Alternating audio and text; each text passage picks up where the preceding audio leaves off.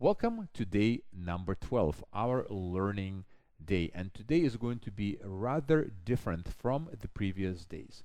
And the reason for that is because today we're going to learn about meditation. But before we jump in that, let's take a quick check-in to see where we're at with respect to the entire journey, the entire yoga sequence that we are building throughout this course. First of all, we started by learning how to sit properly, how to use the warrior breath to get us into the zone for the yoga practice. We learned how to take a break in child's pose and then stretch out at the end of the yoga practice in shavasana. Then we learned the yoga warm-up exercises called sun salutations. And then we proceeded to learn and practice the standing sequence that you can do on the left side and on the right side. After that, we learned about back bends, the cobras and the locusts, things like that. And then we learned about the forward folds and inversions. So at this point in our yoga practice, we have done the movement pillar, the breathing pillar, and now we're going to do the meditation pillar. Those three pillars really serve as the foundation of any holistic yoga practice. Meditation is a very, very vast area, rich in culture and traditions. Many books have been written on the subjects, and there's a lot of historical texts that have been produced over the ages and date back thousands of years ago. It can be very intimidating for a beginner to really understand and learn about meditation, even practice that.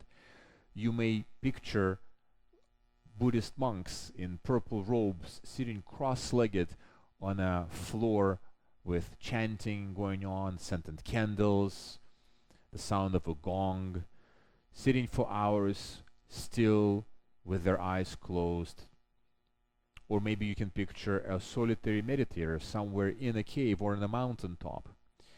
And you may get the perception that in order to meditate, you have to be a monk or have some sort of superhuman natural powers to be able to do that. Fortunately, this is completely false. It's entirely not true. Over the last 40 years, meditation has gone from something very esoteric, something very mystical that only a few people did, to a mainstream force of nature. Many corporate CEOs have introduced meditation into their daily regimen as a way to improve their corporate performance. Many companies have introduced meditation into their health and wellness packages as a way to benefit their employees. And finally, if you look at the app stores, there's a plethora of applications that teach you how to meditate. They guide you through meditations. They talk about the different meditation techniques and styles. Yet I still find that people shy away from meditation. Some people find it too hard. Some people find it too boring. Some people can't sit still for more than 2 minutes in one place. Some people just don't like being by themselves and alone with their thoughts. Some people lose patience. And essentially, it really comes down to one thing: not really understanding what meditation is. People try it, they get discouraged because they're looking for specific things that they thought they should get from meditation. They don't get them right away. They give up, they get discouraged, and they quit. And then their effort to meditate ceases, and they're back to square one. So what is meditation? I like to think of meditation as an intricate balance between awareness, concentration, and energy. Awareness is your ability to know what's going on while it is going on, and concentration is your ability to direct that awareness onto the object of your attention. It's actually what you're doing right now. You're using your powers of concentration to direct your awareness onto me, so that you're not only perceiving me talking and moving, but actually you can understand not just the words, but also the meaning of the words that I'm speaking.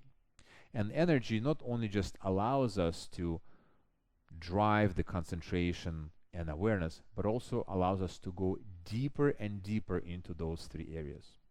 And it is the process, the balancing act between awareness, concentration, and energy that I like to refer to as the art of meditation. It is a process that requires patience and practice, but it's also the process that leads us on a journey of self-exploration, self-discovery, and ultimately self-transformation. And while we're traveling this path, we may discover and learn how to be in a much more peaceful emotional state, find solace from emotional and even physical pain, improve concentration, boost the immunity system, relief from stress and anxiety, and even delay aging. These are just some of the many benefits that will come to you with a consistent meditation practice. So ask yourself if any of these benefits that I just listed motivate you or they resonate with you to allow yourself to sit still for 5 minutes. And perhaps there's some that I haven't listed that may come to your mind, and I will be absolutely thrilled to know and learn about them. So feel free to add them into the comments section of this lesson. So let's talk about the mechanics of meditation. And there are many different styles and techniques of meditation, and most of them come down to one simple idea. It's being able to take your awareness and direct it or focus it on an object, whether it's a physical object like a candle or an abstract object like an image, something that comes into your mind's eye. And this is where you direct your powers of concentration to keep your awareness on that object. This is where you get to develop the power of concentration, your ability to concentrate. You can actually think of concentration as a muscle. Just like you go to the gym to work out and develop your muscles, you can also do that with meditation.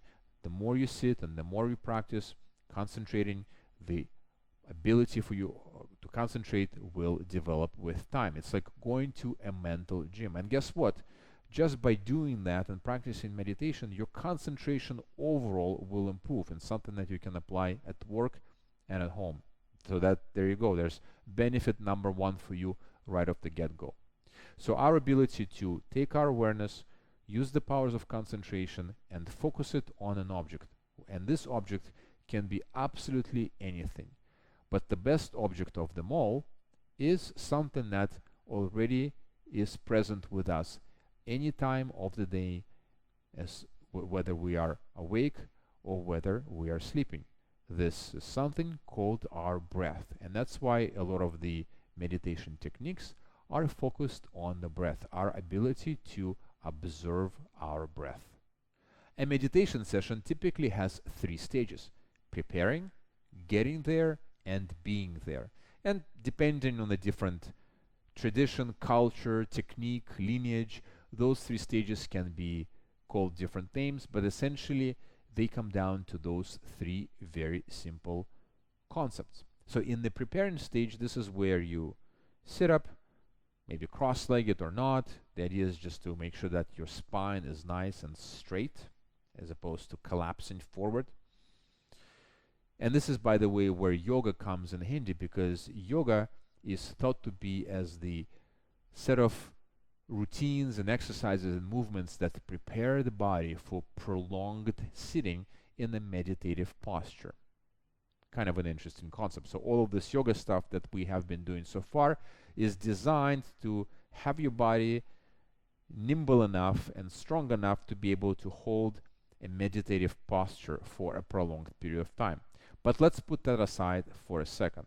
So the preparation stage is where you find a posture where you sit nice and straight, close your eyes, and start directing your attention inwards.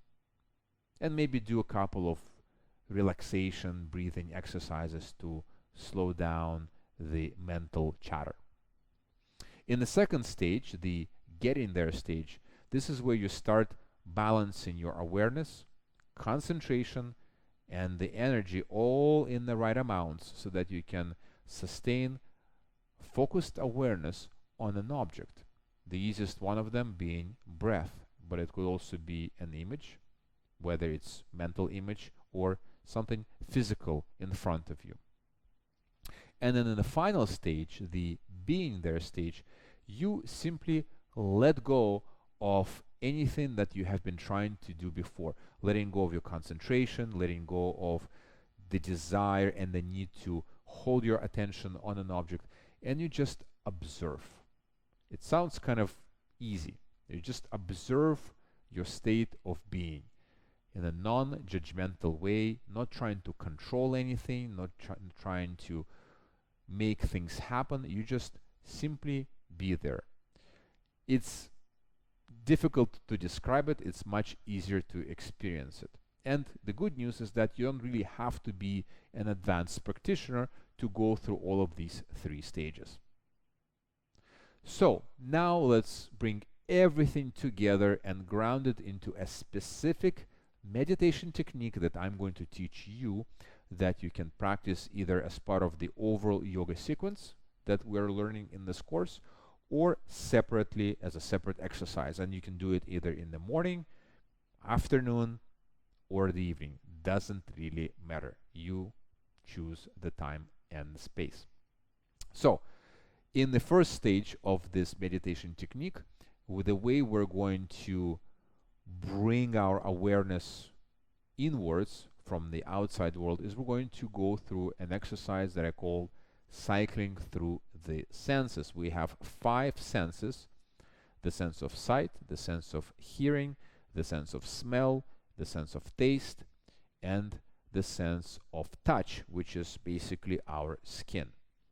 So we're going to go and cycle through all of these 5 senses, directing our mental focus from one sense to another sense and to the next sense, at the expense of ignoring all of the other senses. For example, we're going to start with our sense of sight, and I'm going to ask you to close your eyes and just kind of to observe what you see in front of you in your mind's eye with your eyes closed. And while you're going to be focusing on that, you're going to pretend that you don't have any other senses. The only thing that you have in your body is the sense of sight. After doing that for a few breaths, we're going to cycle and we're going to move our focus into our ears, our sense of hearing, and we're going to tune in into the loudest noise in the environment, maybe then the quietest. Just kind of listen to different sounds in the environment, once again at the expense of ignoring all of the other senses. After we're done with hearing, we're going to travel into our nose for our sense of smell. We're going to sniff the air around us. We're going to see if this air is humid, if it's cold, what's the temperature of the air. Once again, at the expense of ignoring all of the other senses. After a few breaths spent one-on-one with our sense of smell, we're going to travel into our mouths for our sense of taste. We're going to try to detect what type of a meal we had, whether we're thirsty or not. So kind of anything that's associated with a sense of taste. And then finally, we are going to sort of get into our skin.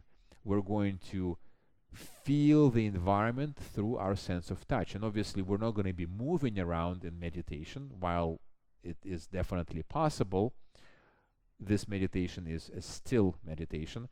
We're going to really bring our focus onto the areas of our body that are either connecting with the floor, the mat, or maybe our hands resting on our knees, our sit bones on the cushion or the pillow, and just kind of see how it feels. We're also going to notice if we can feel any air currents brushing against our skin, kind of feel the hair on our head. So anything that has to do with the sense of touch.